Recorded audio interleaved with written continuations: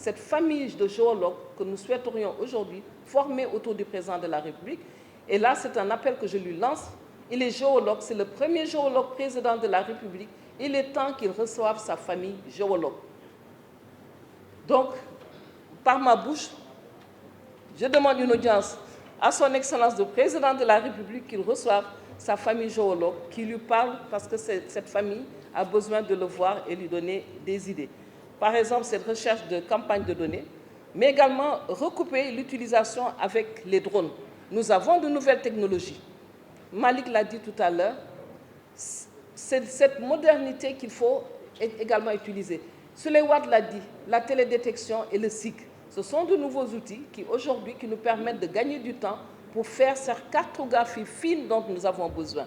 Parce que nous devons faire cette cartographie fine, c'est-à-dire aller à l'échelle de même à 1 centimètre. Parce que c'est la qualité de notre géologie de la presqu'île qui nécessite ça.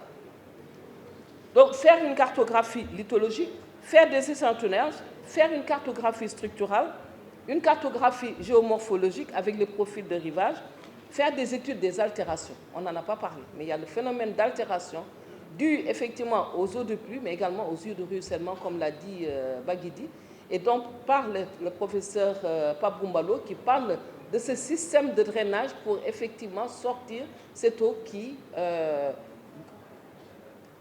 pousse le gonflement des roches souvent et qui permet donc l'instabilité de s'installer.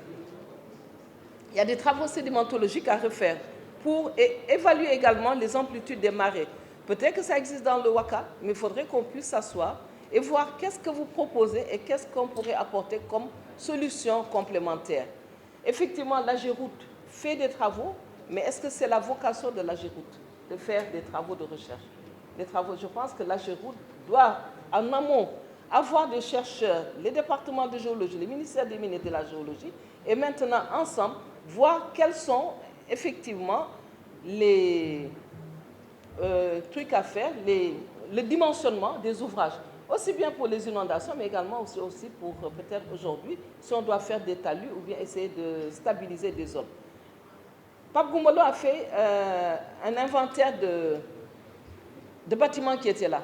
Mais il y a l'abattoir que vous avez oublié. L'abattoir, en 1957, pourquoi cette zone est appelée abattoir? Parce que l'abattoir qui est aujourd'hui à Pikine était là sur la corniche.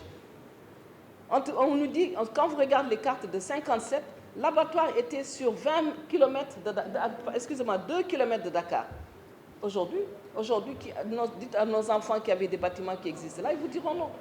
Et ça, c'est les phénomènes géologiques, l'étude de l'érosion côtière qui nous permet de voir comment est-ce que ces falaises ont disparu et pourquoi également on a une érosion sélective. Cette érosion sélective également, elle est due au fait qu'aujourd'hui, nous avons des zones avec des roches dures comme les basaltes et des zones où nous avons des sédiments meubles qui partent facilement. Et comme j'ai dit tout à l'heure, ça date de 3000 ans, mais il y avait des zones de fracture entre la tête de la presqu'île du Cap-Vert et le reste de la presqu'île. Les essais géotechniques également des matériaux. La protection des sites. Monsieur Sarr, vous avez un avocat dans le Conseil des ministres et c'est pour cela que le président a décidé que les mamelles soient constituées parcs géologiques. Je n'ai pas dit parc zoologique, je pense que ce sont les journalistes qui s'étaient trompés, mais on a dit qu'on va en faire un parc géologique.